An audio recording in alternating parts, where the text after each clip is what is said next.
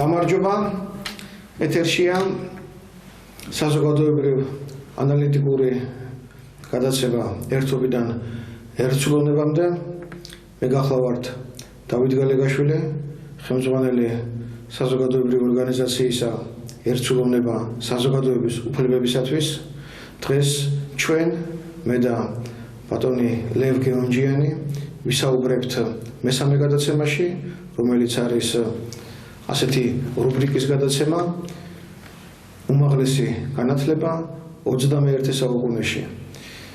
ბატონო ლევ, გავაგრძელოთ ჩვენი საუბარი.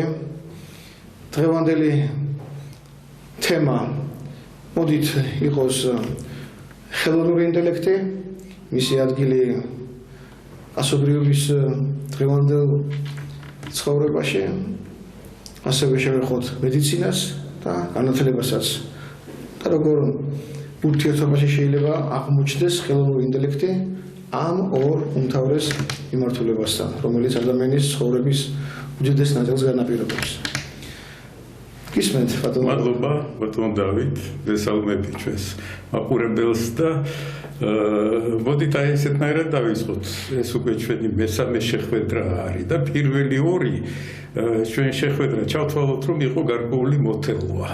ანუ მე და თქვენ აი ამ საუბრებში, ჩვენ საუბრებში მაყურებელს ვაჩვენებდით გარკვეულ სქემას. ანუ ეს იყო ჩვენ შორის განმავითარებელი კომუნიკაცია, შეთანხმება რაღაც აზრების, ახლა მე მგონი ფაქტია, რომ ჩვენ არ ვემზადებით რეპეტიციებს არ გავდივართ, მაგრამ მზად ვართ იმისათვის, რომ გარკვეულ აქტუალურ თემებზე ვისაუბროთ სერიოზულად და აქტუალურად, ხო? ამის მაგალითი ჩვენ გვაქვს საერთოდ იდეალიზირებული თვალსაზრისი და მე ყოველთვის აი მეჩვენება, რომ ჩვენ მუშაობთ ისეთნაირად, როგორც თავის ეპოქალურ წიგნში ძივები თამაში ჰერმან ჰესემ აღწერა ესეთი ინტელექტუალური თამაშების ერთობლიობა. ანუ რას ხომ არ გავიმეოროთ. ანუ ძალიან ახლოს არის ეს ჩვენი სქემა. ანუ რა არის საერთოდ აი ესეთი მარგალიტებით, მძივებით თამაში. მე შევეცდები, რომ დღეს მაინც აი თვალსაჩინოებას შემოვიტანოთ გარკვეული, იმიტომ რომ რამდენიც არ უნდა ვილაპარაკოთ, ჩვენი ვიზუალური პროცესორი, ვიზუალური ინფორმაციის ახვის საშუალება ყოველთვის უნდა ვამუშაოთ, უნდა შევეცადოთ, რომ გამოვიყენოთ მაქსიმალურად. აი მე მაქვს აი პატარა ასე ვთქვათ, იმპროვიზირებული ლაბორატორია, რომელთაც ვისარგებლებ. ყველასთვის მისაწვდომია და ძალიან მოხარული ვიქნები თუ მასწავლებლები ამას გამოიყენებენ. აი გარკვეულ სქემას გიჩვენებ, აი ჩვენი ძივები თამაში და აი ეს მარგალიტები. ძივები, მოდით ესეთნაირად აი დავიწყოთ ამით თამაში. რას ვაკეთებ? მე ჩვენ ვდებთ, აი ბატონი დავითი აცხადებს გარკვეულ თემას და ჩვენ ვიწყებთ ამ თემის გარშემო საუბარს, ხო? მე ვაწვდი ჩემ შეხედულებას თუ თანხმობაშია ჩვენი შეხედულება, ჩვენ ესეთნაირად ამ თემას ვამვითარებთ, შეიძლება ჩვენ წავაწყდეთ მეორე ძივს, ანუ რაღაც კონცეპტუალურ ნაწილს, რაღაც კონცეპტუალურ მოსაზრებას, იდეას, რეალობის რაღაც ელემენტს და ასეთნაირად ვაგრძელებთ. ანუ ეს ძივები გაუკეთე ამათ ესეთი სამაგრი, რომ ჩანდეს ეს ყველაფერი და ეს არის უკვე განმავითარებელი ესეთი ურთიერთობა. ეხლა რაც შეეხება ჰერმან ჰესეს აი ამ წიგნს, ქართულ ენაზე არის გამოცემული ცნობილი ინტელექტუალი ბატონი ლევან ბერძენიშვილი თითქმის 3.5 საათი საუბრობს ამ წიგნის მნიშვნელობაზე, როგორც ფილოლოგი, როგორც ჰუმანიტარულ მეცნიერებათა წარმომადგენელი, პირადად ვიცნობ, არაერთხელ გვისაუბრია ჩვენ და მოდით აი ჩვენ შევეცადოთ 3.5 საათის მაგივრად სხვანაირი სქემით შევხედოთ ამას, ხო? ანუ თვალსაჩინოება მისაწვდომია თქვენთვის და აი დავიწყოთ მუშაობა. აი ესეთნაირად. პირველი, რასაც ჩვენ ვაკეთებთ, აი ამ ჩვენ ინტელექტუალურ საქმიანობაში დღეს ჩვენ ვქმნით ჩვენი ინფორმაციული სამყაროების გარკვეულ, ასე ვთქვათ, მოდელს, ხო, გარკვეულ მოდელს. აი, მოდით, აი ჩვენც აი ესეთნაირად დავიწყოთ. აი, პირველი ეს არის რეალობა.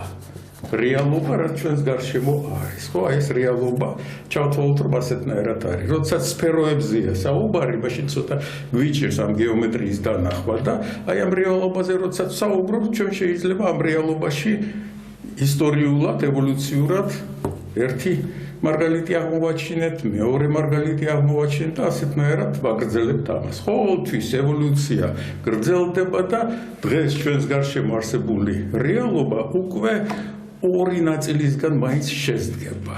ხო, იმიტომ რომ არის ბუნება, რეალობა, ამაზე ვილაპარაკებთ ჩვენ და ეს არის უკვე, ასე ვთქვათ, ის ტექნორეალობა, ანუ ცოდნის მიერ შექმნილი. ჩვენ პლანეტას შევცვალეთ უკვე კოსმოსში გადავედით და რაც არის ჩვენს გარშემო ძნელად მოიძებნება ის რამე ადგილი, საგანი ან რაღაცა, სადაც ადამიანის ხელი არ ურევია. ანუ ეს რეალობა უნდა წარმოვიდგინოთ როგორც ორი ესეთი ფენა უკვე.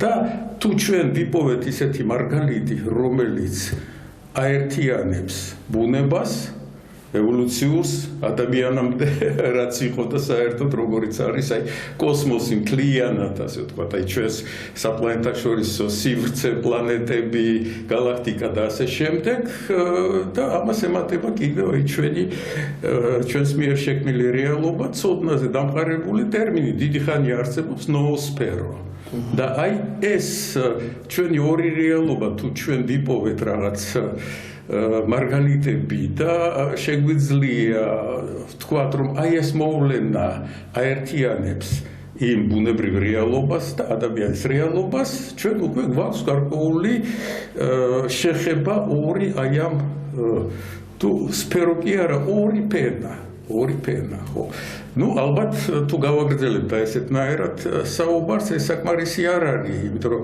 აქ კიდევ ემატება რა თქმა უნდა არაერთი ფენა რაც უნდა იყოს აუცილებლად აღნიშნული რომ ჩვენს ვარსებობთ ამ იმაში ხო აი ჩვენ როგორც რეალობის ობიექტები ამავდროულად და როგორც შემქმნელი აი შეიძლება თუ არა რომ ადამიანი როგორც ბიოლოგიური არსება და ეს ბიოლოგიური არსება არსებობდა ევოლუციურად რაღაც ერთ პირობებში, მაგრამ ევოლუციის შედეგად შეცვალა ნოოსფერო, ანუ ცოდნის სფერო, გამოიყენა და ეს სამი ფაქტორი მაინც გვაქვს.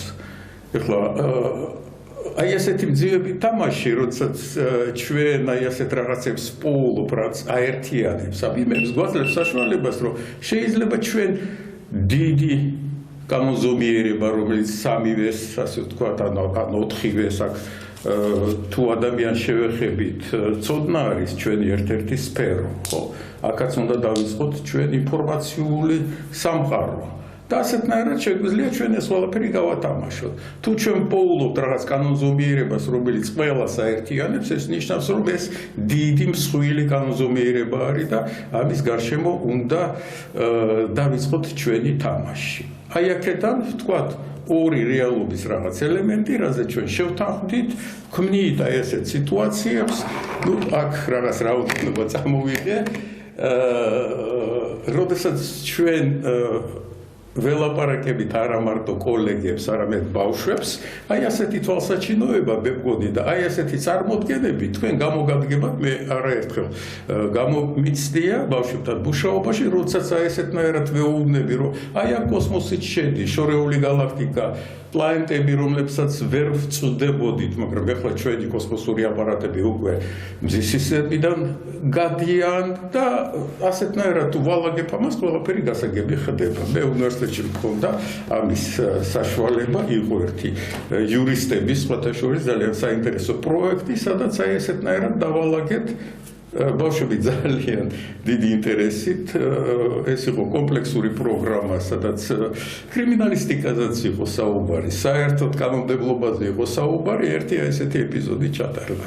ანუ მძივები თამაში აი ამას გულისხმობს. ჰერმან ჰესეს თუ შევეხებით ჩვენ და ქართულად ეს წიგნი გამოცემულია ესეთ სახელწოდებით თამაში რიოში მარგალიტებით, ანუ ყალბი, უხეში, ასე ვთქვათ, არანამდვილი მარგალიტები, მაგრამ ჩვენ როდესაც ინტელექტუალურ თამაშს ვახორციელებთ და წიგნშიც ასია, ამიტომ ბატონ ლევანის ლაპარაკობს, რომ არ შეესაბამება წიგნის შინაარსს ეს სახელწოდება, მოიცით ჩვენ მარგალიტები, ინფორმაციული, ინტელექტუალური მარგალიტები. და აი თქვენთან ურთიერთობაში ამ ორგანიზაციაში, რომელსაც თქვენ ხელმძღვანელობთ, მე ვხედავ, რომ აი აქ ეს თამაში მიმდინარეობს, რომელიც არის ჩვენი რეალობის ძალიან მნიშვნელოვანი ნაწილი. და როგორ უნდა შევათანხმოთ ჩვენ აი ჩვენი შეხედულებები, აი ჩვენ თუ ავიღებთ ჩვენ ინტელექტუალურ სამყაროს ორ ნაწილად მაინც იყოფა. ჰუმანიტარული მეცნიერებები და ზუსტი და საბუნებისმეტყველო მეცნიერებები და აი თანამედროვე განათლების პრობლემა, ერთ-ერთი სერიოზული პრობლემა არის, რომ ხშირად არის აი ესეთი სიტუაციები, როდესაც აი ამ ორი ფენის, ორი სფეროს წარმომადგენლებს ერთმანეთის არ ესმით. ჰუმანიტარული მეცნიერება მათი მძივები არის ლინგვისტური ცვლადები, სიმრავლეებით თამაშობს, წარმოდგენებით თამაშობს, იმიტომ რომ ყოველი სიტყვა ლინგვისტური ცვლადი, მოითა ესეთნაირად ესეც გამოვიყენოთ, ეს არის რაღაც წარმოდგენათა ერთობლიობა, ანუ ზოგადია და ეს არის პირველადი ადამიანური შეგრძნება და აღქმა საერთოდ სამყაროსი. როდესაც ჩვენ ვლაპარაკობთ ზუსტ საბუნებისმეტყველო მეცნიერებებზე, ძალიან კონკრეტული ხდება ამ შემთხვევაში ეს ყველაფერი. ანუ აქ მეცნიერება პრაქტიკულად მუშაობს აი ამ ახალი ჩვენი ასე ვთქვათ ტექნოსფეროს განვითარებაზე, ბუნების რაღაც ფაქტორებს იკვლევს, რაც საბოლოო ჯამში ტექნოლოგიებში და ინჟინერიაში გამოიხატება, ჩვენ ვქმნით ამას ახალ რეალობას და აქ უკვე სიმრავლეებით კი არ არის თამაში, აქ უკვე საუბარია იმაზე, რომ ის აბსტრაქტული წარმოდგენა, რომელიც ახასიათებს ჰუმანიტარულ მეცნიერებებს, იყოს დაყვანილი რაღაც კონკრეტულ გასომვად ობიექტებზე, აბსტრაქტულ სისტემებზე და ზომის და რიცხვის ცნებები გვეხმარება ამაში. და ჩვენ ცივილიზაცია საკმაოდ შორს წავიდა ამ თვალსაზრისით და პრაქტიკულად აი ნებისმიერ მაღაზიაში რომ შეხვიდეთ, საკანცელერიო მაღაზიაში, თქვენ შეგიძლიათ ეს გაზომვის ინსტრუმენტები შეიძინოთ საკმაოდ იაფად სახაზავი. თქვენ ამით უკვე ეუფლებით და ჰუმანიტარულ მეცნიერებათა წარმომადგენლებსაც და ზუსტ საბუნებისმეტყველო მეცნიერებათა წარმომადგენლებსაც კარგად ესმით რა არის ეს ყველაფერი. ანუ ბავშვობიდანვე სკოლაში ვეუფლებით სიგრძის ცნებას, რიცხვები გვაქვს, ეს ყველაფერი შეთანხმებულია. იაპონიაშიც, ამერიკაშიც, ანტარქტიდაშიც ექსპედიციაში მუშაობენ. აი ეს შეთანხმება არის მიღწეული. სანტიმეტრია დადგენილი, მისი ეტალონი ინახება და მასზე სწორდება მთელი სამყარო. ნახეთ, ანუ ჩვენ გვაქვს რაღაც ურთიერთობა, გვესმის ერთმანეთის, ხო, მე ძალიან მოხარული ვარ, რომ აი ჩვენს ორგანიზაციაში ეს მძივები თამაში ძალიან კარგად მიდის. ანუ აი ქალბატონი ნანა პალიანის ველაპარაკება ხოლმე ჩვენთვის გასაგებიანით, როდესაც აი ფიქრობს, რომ რაღაცა ვერ გამიგე ჰუმანიტარული, ანუ მუსიკაზე როდესაც ვსაუბრობთ, მაგრამ ჩვენ ვატარებთ ჩვენ შეხედულებას. აი ასეთი მოდელი, აი წარმოიდგინეთ, რომ აი ასეთნაირად ბავშვს თუ აუხსნით და თუ ჩამოთვლით აი ამ ფენებს, აი ამ სფეროებს და აი ეს თუ გვექნება ჩვენ ეს მარგალიტები გამოყოფილი და ეს მარგალიტები არის უკვე ჩვენ ამით უკვე ვსარგებლობთ, ჩვენ შეგვიძლია სამყაროს მოდელი შევქმნათ. და განათლების ჩვენ თუ დავიწყებთ სასკოლო ასაკიდან, ანუ უფრო ადრინდელი ასაკიდან, უნდა აი ამ მარგალიტების განვითარებაზე მუშაობდეს. შეიძლება პატარა მარგალიტი იყოს, რომელიც აი ფენებს შორის იმალება სადღაც.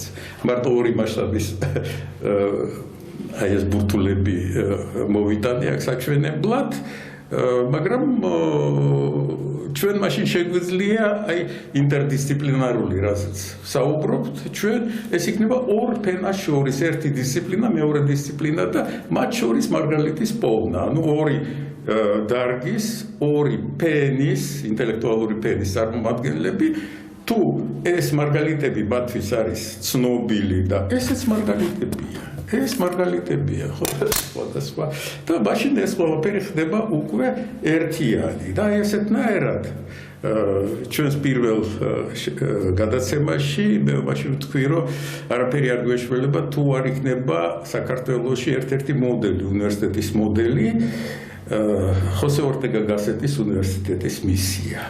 აი სხვა კუთხით, აი ამ ტერმინებში ჩვენ რო წარმოვიდგინოთ, ზუსტად აი ესეთნაირად არის ეს ყველაფერი. იქაც არის, ხო, ერთ-ერთი მარგალიტი და მაგალითი აი ამ შემთხვევაში იმ წიგნიდან არის უმაღლესი განათლების მიზანი. ერთი არის წარმოდგენა სამყაროზე.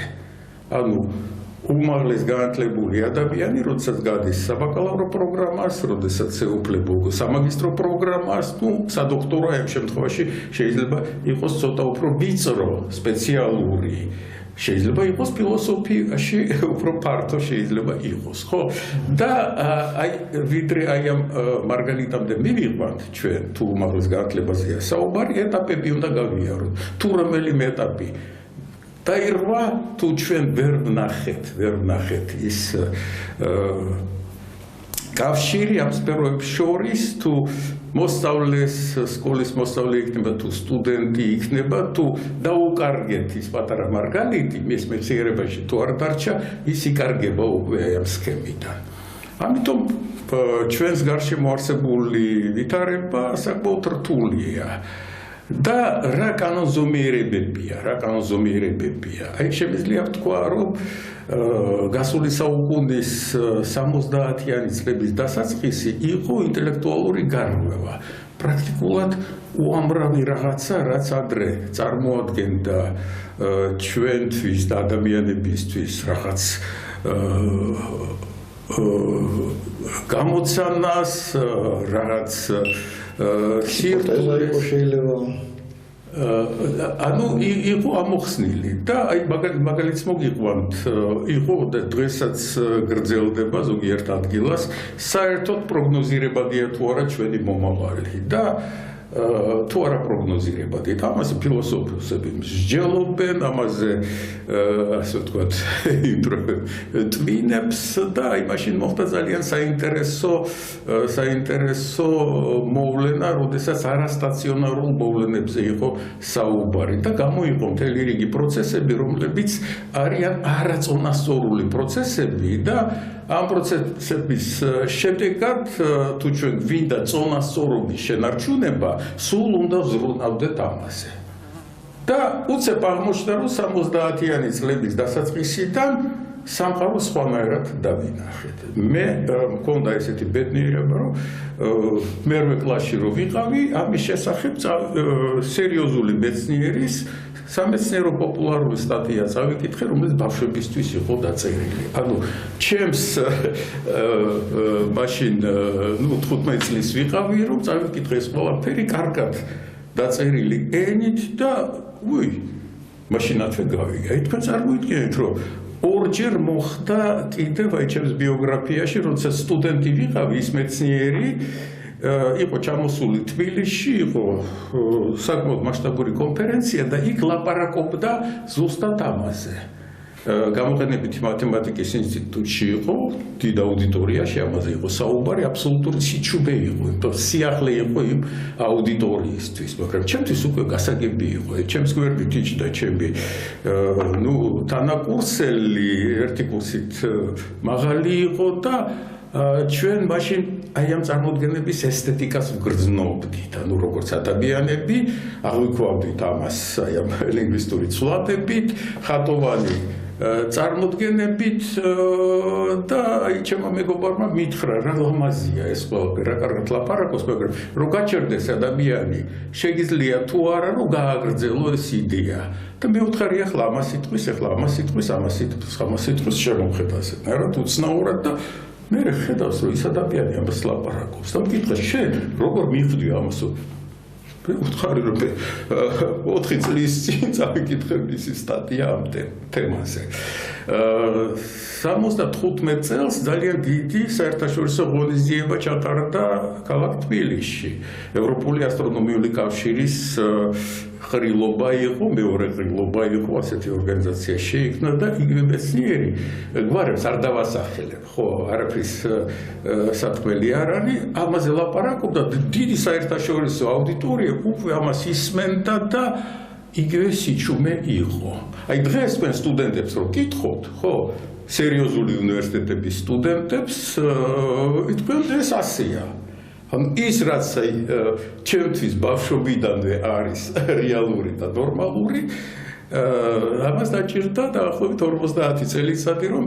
ეს იდეა გამხდარიყო უკვე აი ესეთი ფუნდამენტური და რაზე არის საუბარი აი მოდით კიდევ ერთ ინსტრუმენტს კიდევ თვალსაჩინოებას დაგანახებ მდგრად და არამდგრად სისტემებზე ჩვენი სამზარეულო პრაქტიკულად არის მაღალტექნოლოგიური ლაბორატორია ჩვენ შეგვიძლია და მასწავლებლებს საშუალება უნდა გქონდეთ რომ ნებისმიერ პირობებში გამოიყენონ ის მაღალი ტექნოლოგიები რაც გვაქვს ჩვენ სამზარეულოში და აი ეს ბურთულა როგორც აი ჩვენი ერთ-ერთი ასე ვთქვათ ობიექტი აი წარმოვიდგინოთ აი შეგვიძლია თუ რა გავაჩეროთ ამაზე გასაგებია რომ ანაკე წამოვა ანიკი წამოვა ანუ აი ეს არის არამდგრადი და არაუკუქცევადი პროცესის მაგალითი მაგრამ თუ შემოვატრიალებთ ეს ყველაფერი აი მიდით და მოაგდეთ აქედან ხო ანუ ორი ტიპის მოდელი გვაქვს ჩვენ ერთი არამდგრადი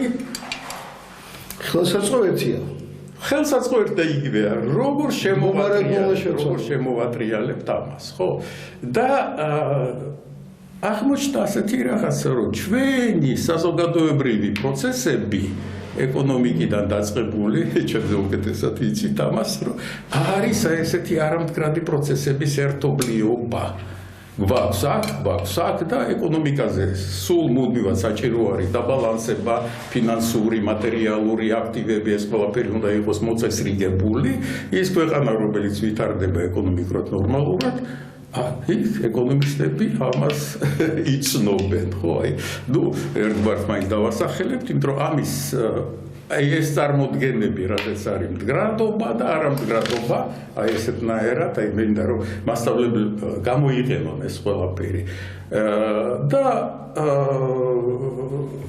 ილია პრიგოჟინი ბელგიელი მეცნიერი ნობელის პრემიის ლაურეატი ქიმიაში ფიზიკურ ქიმიაში აი ასეთი სამყაროს აი ესეთი მოდელი მოვსა ჩვენ რომ სინამდვილეში აი აქ ამ ასპარეზზე ჩვენ გვაქვს უამრავი არამდგრადობა და განათლების სისტემაც ასეთი არამდგრადი სისტემა არის თუ არ ვიზრუნეთ ჩვენ ამაზე რომ იყოს მდგრადი პოლიტიკური სისტემები თუ ავიღებთ უამრავ მოვლენას თუ ჩვენ შეგვიძლია გავარჩიოთ რომ აი ეს ობიექტი არის არამდგრადი მაშინ უნდა ვიზრუნოთ მის მოწესრიგებაზე რომ გახდეს მდგრადი ეს ობიექტი აი ახლა ჩვენ დავუახლოვდით იმას რაც გამოაცხადეთ ხელოვნური ინტელექტი მოგვიმატებს მდგრადობას თუ პირიქით დაგვაკლებს მდგრადობას ძალიან საინტერესოა ეს თემა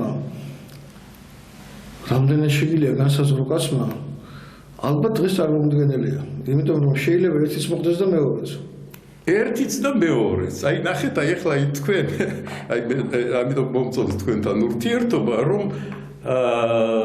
საერთოდ ალბათობის თეორიაზე თუ ვისაუბრებთ ჩვენ ყოველთვის ყოველი სიტუაცია შეიძლება იყოს ან 50% აქეთ ან აქეთ ხო აი აქედან იწყება ამიტომ დღეს ჩვენ არ შეგვიძლია ვთქვათ როგორ განვითარდება ეს ყველაფერი მაგრამ საფრთხეს თუ დავინახავთ ჩვენ ხო რომ შეიძლება ჩვენ თუ გამოვიცანით რაღაც საქმიანობის სფეროები, სადაც ნამდვილად ვიცით რომ ეს ყველაფერი მდგრადია, იქ მიუშვათ ხელოვნური ინტელექტი. სადაც ვიცით რომ ხელოვნურმა ინტელექტმა შეიძლება აი ამ სისტემაში მაინც მისი ბუნებიდან გამომდინარე შეცდომა დაუშვას, ჯობია რომ ჩვენ მოვიცადოთ. ეხლა ნახეთ მდგრადობა იდეალურ შემთხვევაში მხოლოდ ერთი მათემატიკური წერტილი მოიძებნება, სადაც იქნება მდგრადი, ხო იდეალურ შემთხვევაში. ოდნავ აქეთ, მაშინათვე ჩამოგორდება ეს ყველაფერი. ანუ ჩვენს გარსემო არსებული სისტემები უნდა შევცვალოთ იმ ხელოვნური ინტელექტის, ასე ვთქვათ, იდეალური წარმოდგენის თვალსაზრისით, გავხადოთ აი ასეთნაირად ჩვენი სწრაფვის თვალსაზრისით მაინც რომ იყოს მდგრადი და მერე დავიწყოთ დანერგვა ხელოვნური ინტელექტის აი ამ სფეროებში. მაგალითები არის ახლა უკვე ახალი მაგალითები დაცამა რომ გადაუდებელი სამედიცინო დახმარების დროს, როდესაც დიაგნოზი უნდა დაისვას სწრაფად, ხელოვნური ინტელექტი უკვე ჯობნის სიზუსტით ადამიანის, ანუ ექიმების დიაგნოზს. წარმოვიდგინეთ, რომ უკვე ეს ეტაპი მიღწეულია. დიახ. მოდით აი ესეთნაირად ადუ გაუმარჯოს ამ თვალსაზრისით მედიცინის პროგრესს და შეიძლება ახლა მედიკოსები თუ გვისმენენ თქვან რომ არც მედიკოსები არიან ეს ადამიანები, არც ბატონი დავითი, არც ბატონი ლევი და რაზე საუბრობენ. მე მაქვს გარკვეული გამოცდილება საერთოდ აი მედიკოსებთან სერიოზულად მუშაობდი ბუნებრივი რითმების და ბუნებრივი ფაქტორების ზეგავლენა ადამიანის ჯანმრთელობაზე. მათ შორის იყო პროფესორ ფრანც ჰალბერგი, რომელიც მინესოტის უნივერსიტეტის ქრონობიოლოგიის ცენტრის ხელმძღვანელობდა, აქ მშვენიერი კათედრა, რომლის დამაარსებელი და დიდი ხნის განმავლობაში ხელმძღვანელი იყო ბატონი ოტარ ხომერიკი, ელექტრონული სამედიცინო ტექნიკის კათედრა. დღეს საუკეთესო არის ეს მიმართულება საერთოდ ტექნიკურ უნივერსიტეტში და გვაქვს ხანგრძლივი ესეთი ჰალბერგთან ერთად ჩვენ მუშაობდით აი ამ რითმებზე, მდგრადობაზე და ყველაზე საინტერესოა რომ აი ეს ფაქტი და საქართველოში საკმაოდ სერიოზული მიღწევებიც კი იყო ამ მიმართულებით, სერიოზული ხალხი მუშაობდა. ყოველ შემთხვევაში ჩვენ ნუ აი ამ ჯგუფში ჩვენ მივახციეთ იმას იმ პუბლიკაციის პირველი ავტორი ბატონი ოტარ ხომერიკია, მაგრამ იქ კოლექტივია, მაგრამ ეს აღმოჩენა მაინც მთავარი აი მე კატალიზატორის როლს ვასრულებდი, თამარ პარატაშვილს ეკუთვნის, იყო აღმოჩენილი, რომ ჩვენ ბუნებრივ რითმებთან სინქრონიზაციაში შევდივართ. მზის რითმებთან ვართ. ეს უშუალოდ იყო დანახული იდეების დონეზე კი არა, ვრცელ სტატისტიკურ მასალაზე, რომელიც აღმოჩნდა თბილისში დაგროვებული და ამერიკაში მინესოტაშიც იყო დაგროვებული და ასეთი რაღაცა დავინახეთ, რომ მზის აქტიობის დროს, როცა ბევრი ლაქებია, ბევრი რაღაცები ხდება, ჩემი ბიოლოგიური რითმი დაახლოებით 7 დღიანი ბიოლოგიური რითმია და თქვენი ბიოლოგიური რითმი თანხმობაშია. ჩვენ ერთდროულად ფიზიოლოგიურ გარკვეულ ევოლუციას, მოკლე, ასე ვთქვათ, აი პერიოდიდან ევოლუციას გავდივართ და რაღაც მომენტში ვართ აღზნებადები. ასეთია ეს რითმი და იმ მომენტში თუ მოხდა რაღაც ზემოქმედება ჩვენზე, ჩვენ ყველა შეიძლება ვიყოთ, ასე ვთქვათ, აღზნებულები, წავიდეთ ბარიკადებზე, ან რაღაცა გავაკეთოთ.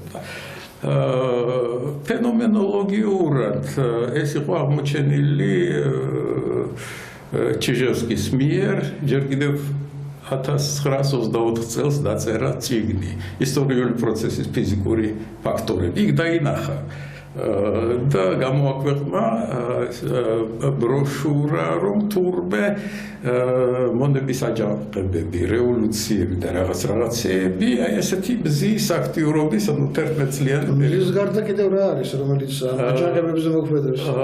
იცით რა, აი ამ შემთხვევაში აი საინტერესო იყო, როდესაც ჩვენ მინესოტასთან თანამშრომლობდით, მედიცინას არ შორდებით ჩვენ.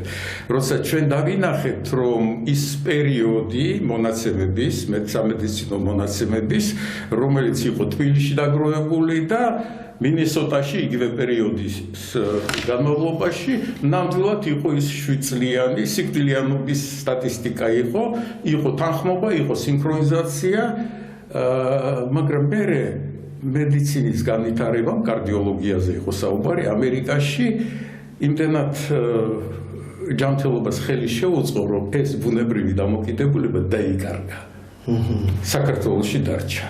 სამწუხაროდ ჩვენ თუ გქონდა სულ თითქმის 13 წელი იყო სტატისტიკა, იყო მასალა შეგროვებული, მაგრამ დაიკარგა ეს მასალა, სამწუხაროდ იქ უფრო ვრცელი იყო წყრივი და დავინახეთ, რომ მედიცინა ხელს უწყობს იმას, რომ ჩვენ დამოუკიდებლები გავხდეთ ბუნებრივი რიტმებისაგან და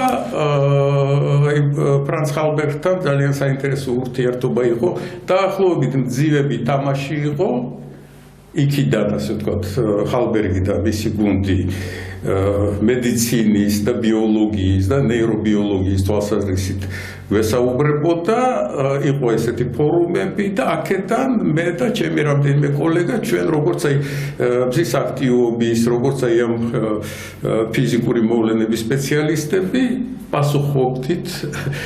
კურიოზული შემთხვევებიც იყო, როდესაც ვაჩვენებდით მათ, რომ გაზომვებს უნდა მივხედოთ, სიზუსტე უნდა იყოს დაცული.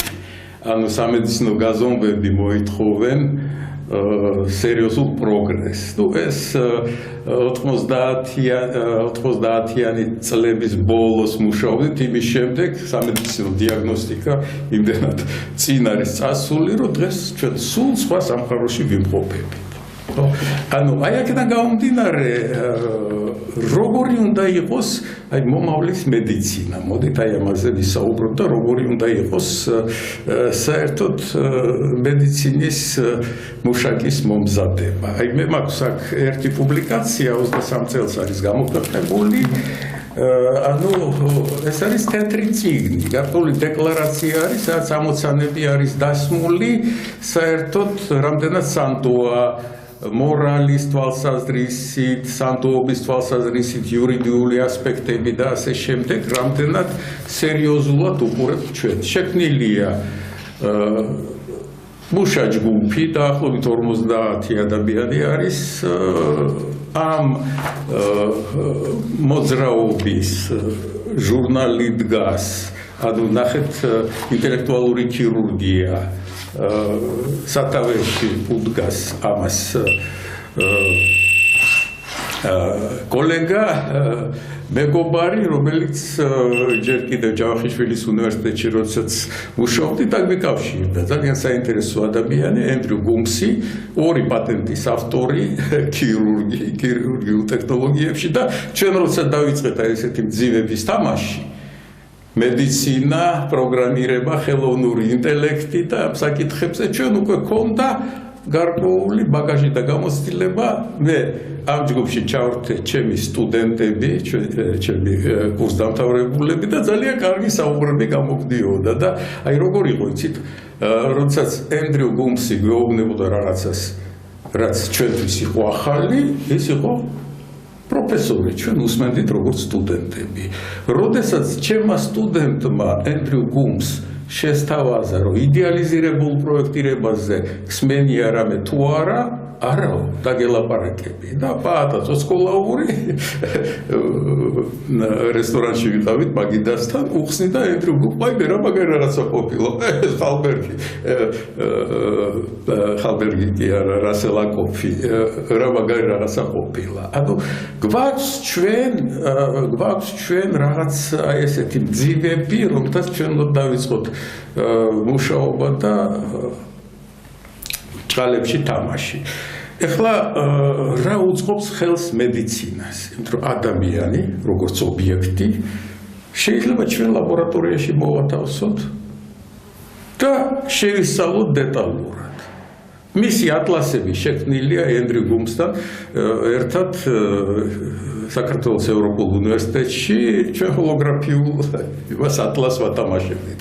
ვატრიალებდით, სხვადასხვა ფენები იყო, ტყავი გავაძრეთ, ასე ვთქვათ, ფრჩხილებში დავინახეთ ეს ყველაფერი, ის უნივერსიტეტი ამაყობს ამით, მაგრამ ენდრიუ გუმსის წინადადება მაინც და მაინც არ იყო მიღებული, რომ დავიწყოთ აი ამაზე ფიქრი.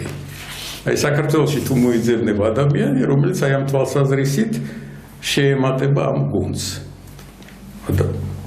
წლებია მეგობრობს ჩვენებთან ვითარდება საქართველოში ეს ტექნიკა და ტექნოლოგია.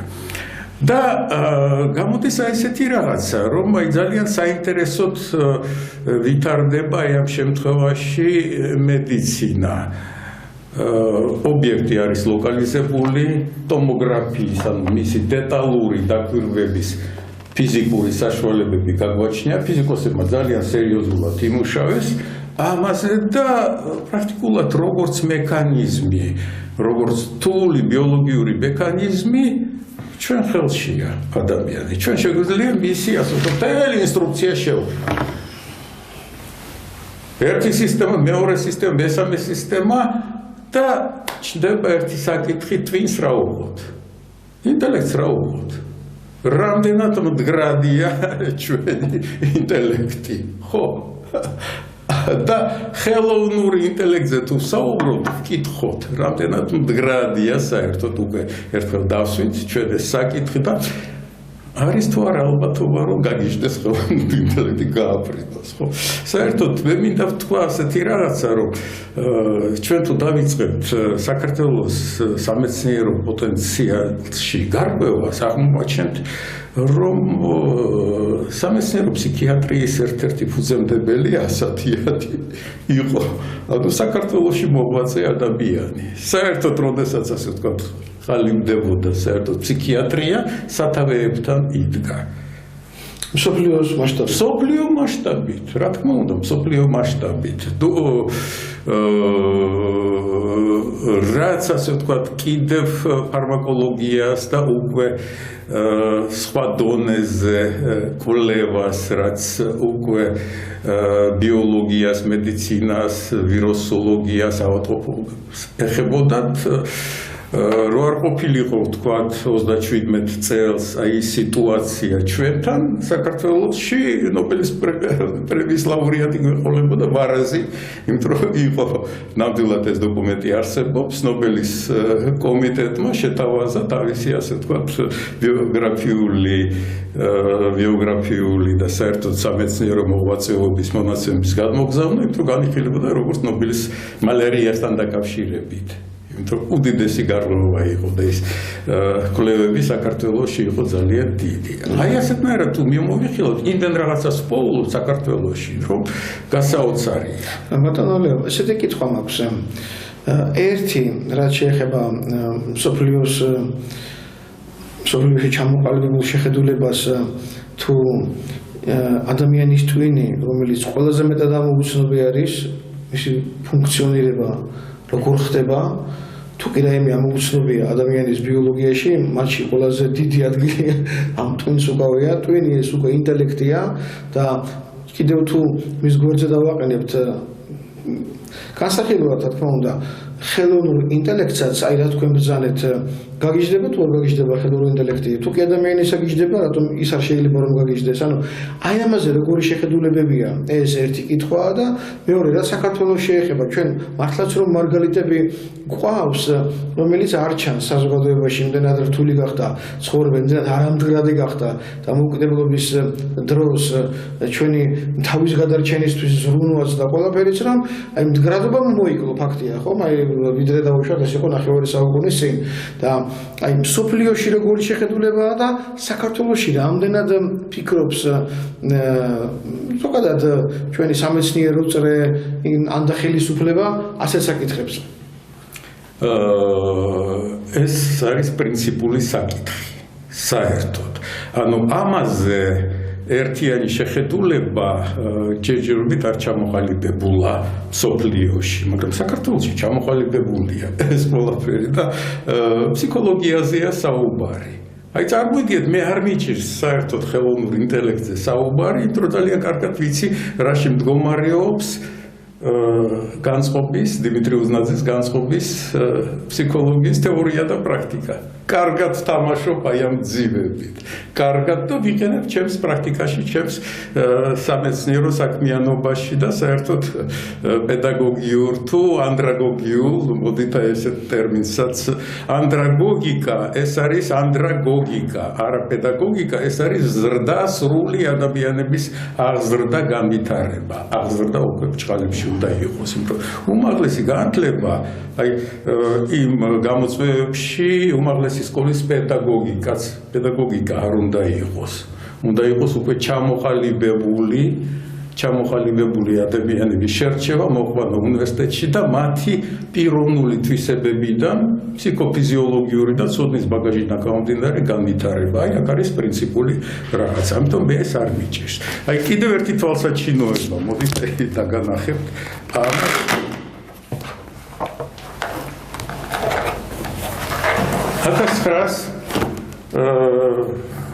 1979 წელი აპოლონ შეროზიას წიგნი. აი ნახეთ სახელწოდებით. Психика сознания бессознательная. რა გააკეთა ამ ადამიანმა? ნახეთ, მეორე სათაური არის კაბაქშონ의 теории психологии. ფსიქოლოგიის განზოგადოებული თეორიისაკენ. ანუ განწყობის თეორიას მისცა ბიძგი და საერთოდ ინფორმაციულ სისტემებს და მათ შორის ხელოვნურ ინტელექტს როგორც ინფორმაციული სისტემის თვითგანვითარების იდეას არჩევს აი ამ წიგნში. რომელ წელსაა გამოცემული? ეს წიგნი გამოცემულია 1979 წელს.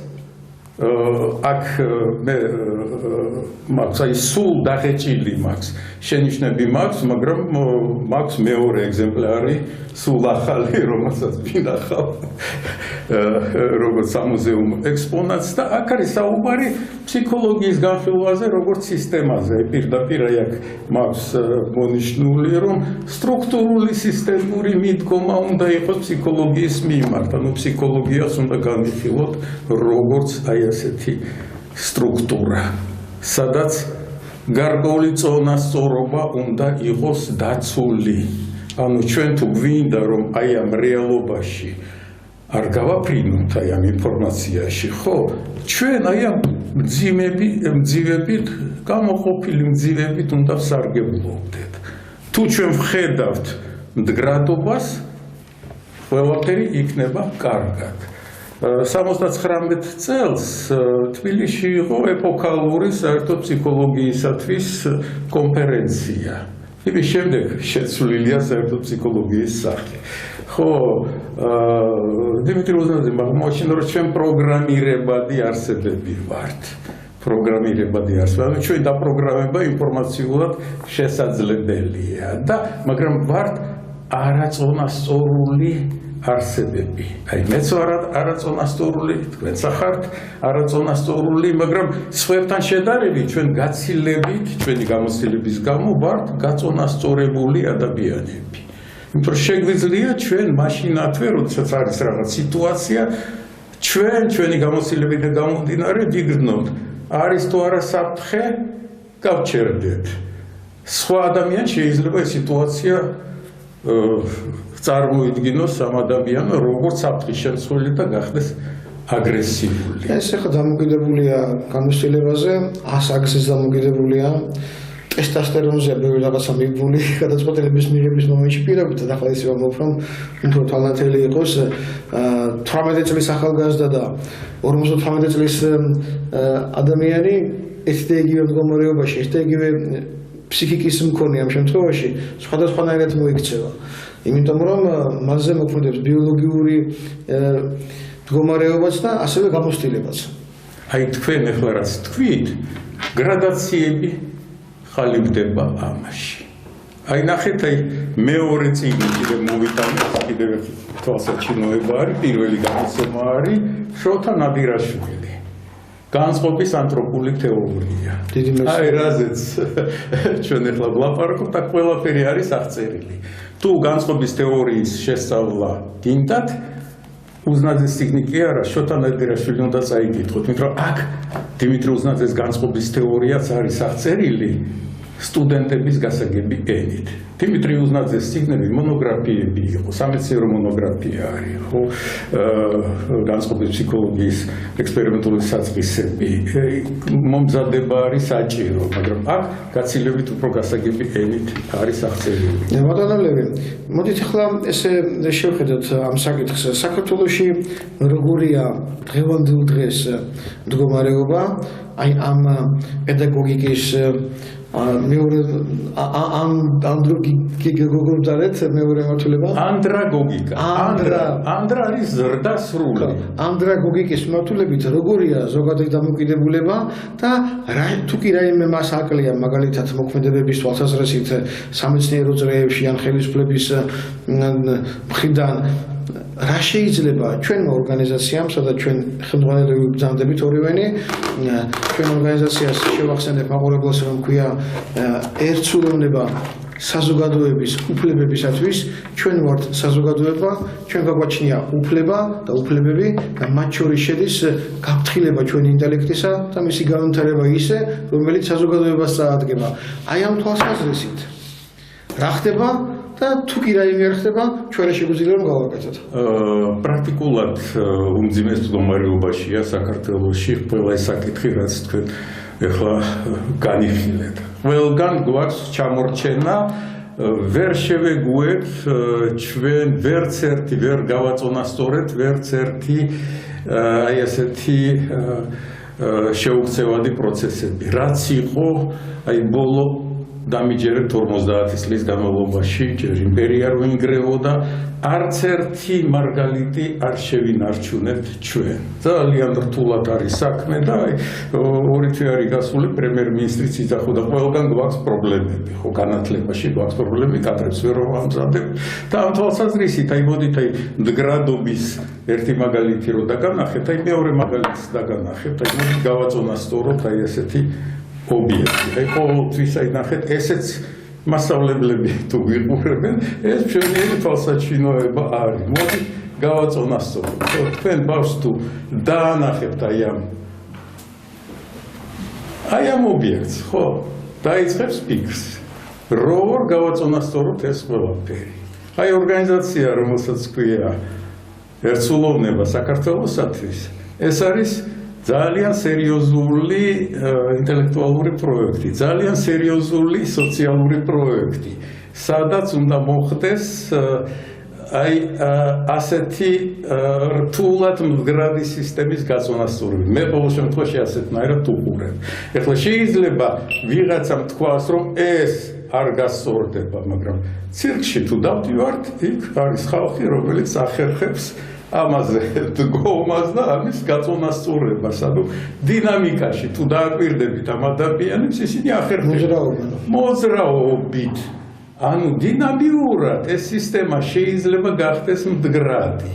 და რასაც მე ვისმენ ამ ორგანიზაციაში, როდესაც ვიკრიბებით და ვსაუბრობთ, თითოეული ნაბიჯი არის ამ მდგრადობისაკენ. აი ეს მოდელი. აი ძალიან კარგი იქნებოდა ძველ ჩინეთში იყო ესეთი რაღაცა პრემიერ-მინისტრი. იქ იყო რაღაც თანამდებობა, რომ ირჩევდნენ გარკვეული ტესტები უნდა გაეღო ადამიანს. აი მოდით აი ჩვენ წარმოვიდგინოთ, რომ თუ ჩვენი მინისტრები, პრემიერ-მინისტრები აი ამ ხელოვნებას დაეუფლებიან, მივცეთ მათ ფიცარი, მივცეთ მათ ასე ვთქვათ, მილი და შეინარჩუნოთ წონასწორობა. ბავშვებს რომ მივცეთ ჩვენ აი ასეთი სათამაშო. მე ვიცნობ ადამიანებს, რომლებიც ორგანიზაციაში შემოვიტანეს ეს ყველაფერი, ყველაფერი არა საინტერესო არისო და გამოგვდის, არ გამოგვდის, მე ერთმა. აი იცით რა ხდება აქ უნდა შევცვალოთო ჩვენი ჩვეულებრივი წარმოდგენები აი ესეთნაირად ამის მექანიზმის შექმნა. თურმე შესაძლებელია. ასე გაწონასწორება შეგვიძლია ჩვენ, მაგრამ აქაც გარკვეული პირობები უნდა იყოს დაცული. ამაზე არის საუბარი. ანუ აი დღევანდელი მაინც შედეგი მე მინდა იყოს ისეთი რომ აი მდგრადობაზე და არამდგრადობაზე ვისაუბროთ. მე შემიძლია ჩამოვკითხავთ მთელი რიგი მოვლენები, მაგალითად განათლების და უმაღლესი განათლების სისტემის მდგრადობას თავის დროზე მოდელი როგორც იყო შექმნილი, ამისთვის იყო შექმნილი ორი ან უნდა ყოფილიყო ერთ პოლუსზე და იყო ნამდვილად ერთ პოლუსზე იყო ეროვნული საგამოცდო ცენტრი, მეორე პოლუსზე იყო ეროვნული სასწავლო გეგმა. ასეთნაირად იწყებოდა. და ამათმა ვერ ისწავლეს ერთმანეთთან ურთიერთობა. ორი ფეხი დგას ამაზე. ორივე უნდა მოძრაობდეს შეთანხმებულად. ანუ მშვენიერად, აი პირველ ნაბიჯებზე მშვენიერად აწყობილი სისტემა დავკარგეთ ჩვენ. მეორე რაც იყო, სადაც აი დავკარგეთ ასევე ამ მოდელიდან გამომდინარე, მეცნიერებათა აკადემიის ინსტიტუტები, უმაღლესი განათლება და ეროვნული სამეცნიერო ფონდი. აქ უკვე სამი წახნაგი ჰქონდა უკვე ამ გამოწონასწორებელ ინსტიტუტებს. დიახ, ანუ უნდა ერთმანეთს ეხმარებოდნენ წლის ბოლოში. დიახ, და პირიქით მოხდა ესეთნაირად, რომ ეს სისტემები ჩამოიშალა ეს ყველაფერი და აქედან გამომდინარე საკითხი დგება ესეთნაირად, რომ რა ხდება საერთოდ ადამიანებს რატო გვიჭირს ყოველდღიურ ცხოვრებაში, ქცევაში გაწონასწორება, რა გვიშლის ხელს. ფსიქოლოგებს რო ვკითხავთ, ლექციას წაგიკითხავენ, მაგრამ რაღაც მოწოდებების გარდა არაფერი არ ჩასავ იმაში, ხო? გასული საუკუნის იგივე 70-იან წლებში მეორე ნობელის პრემია კიდევ არა მარტო არამდგრადი პროცესები იყო გაცემული ფიზიოლოგიაში და მედიცინაში. მიიღო სამ ადამიანმა, კონრად ლორენცი, ნიკოლას ტინბერგენი და კარლ ფონ ფრიში. აღმოაჩინეს ჩვენში არსებული ევოლუციურად შემუშავებული საზოგადოებრივი, ანუ სოციალური ქცევის მოდელები, ძველი მოდელები, არქაული მოდელები, რომლებიც არიან ტვინის გარკვეულ ნაწილში. ეს აღმოაჩინეს ფიზიოლოგიაში და მედიცინაში მიაწოდეს მიანიჭეს ნობელის პრემია ამ ადამიანებს აღმოჩენისათვის. ფსიქოლოგია და ჩვენი საზოგადოება იბრძვის ამის წინააღმდეგ. იბრძოდა. ეხლა უკვე ხდება შეგუება ამასთან. უკვე ხდება, რომ ფაქტია, რომ დავჭით გარკვეულ ნაწილში კანიბალები ჩვენ, ხო, ერთმანეთს ვებრძვით, ერთმანეთს და იერარქიულ სისტემებს ვქმნით და ანუ სასიცოცხლო რესურსებზე, როდესაც არის საუბარი, აი ერთი არის ნაწილი, რომელიც მართავს ადამიანს, ეს არის ის ძველი პროგრამები და მეორე არის უკვე ფსიქოლოგიური ნაწილები. და შესაძლებელია, მოდით აი ამაზე დეტალურად, მე მგონი საინტერესო უნდა იყოს ინტრიგა, უკვე დავიწყეთ, ამას დავუთმოთ და შევეცადოთ, რომ ავხსნათ, რაში მდგომარეობს ეს მექანიზმი, რომელიც არღვევს ამ წინათ წონასწორობას. ალბათ შემდეგადაც ამასში უნდა გადავიტანოთ და ფართოდ განვიხილოთ. მათ შორის ესეთი კითხვაც თქვენ ბრძანეთ, რომ არსებობს არქაული გზა, არსებობს დღევანდელი გზა, არსებობს თანამედროვე მიგნებები, როგორ შეიძლება რომ წონასწორობა აღმოაჩინოს ადამიანმა. აი სამედიცინო კომპონენტიც რომ შემოვიტანოთ, ბოლო წლებში მსოფლიოში ძალიან გავრცელდა მედიკამენტები, რომლებიც თითქოს და ამშვიდებენ, ანუ აწონასწორებენ ცალკეულ ინდივიდს, რომ ის მღელვარებაშია. ამიტომ მას სჭირდება დამაწყლადებელი, დამამშვიდებელი და თითქოს კეთილი საქმე კეთება. შეიძლება კეთილი საქმე კეთებოდეს გარკვეული პერიოდი, თქვათ 1 კვირის განმავლობაში, 1 თვის განმავლობაში, მაგრამ თუ 10 წელიწადი ადამიანს აძლევ დამამშვიდებელს, ამას შეიძლება რეაქცია გამოიწვიოს. აი ესეც საკითხია სამედიცინო თვალსაზრისით, ის მეთოდოლოგია, რომელიც დამკვიდრდა, რამდენად კარგია და კიდევ სხვა გზები.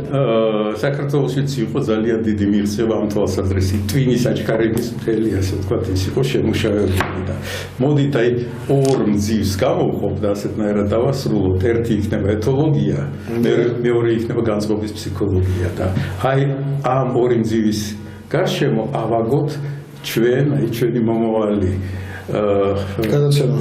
გადაცემა და იქ დაგანახებ და ძალიან გაგიკვირდებათ. აი თურმე აღმოჩნდება და კონრად ლორენცი რას მეუბნება, რომ ძალიან ცუდ დღეში ვართ ჩვენ, ხო, ანუ ბიოლოგიური სახეობის შიგნით გვაქვს ძალიან სერიოზული პრობლემა, ერთადერთი რაც გვიშველის, აი ახლა გაგიკვირდებათ, მაყურებელსაც გაუკვირდება, სპორტი ბავშვობიდან.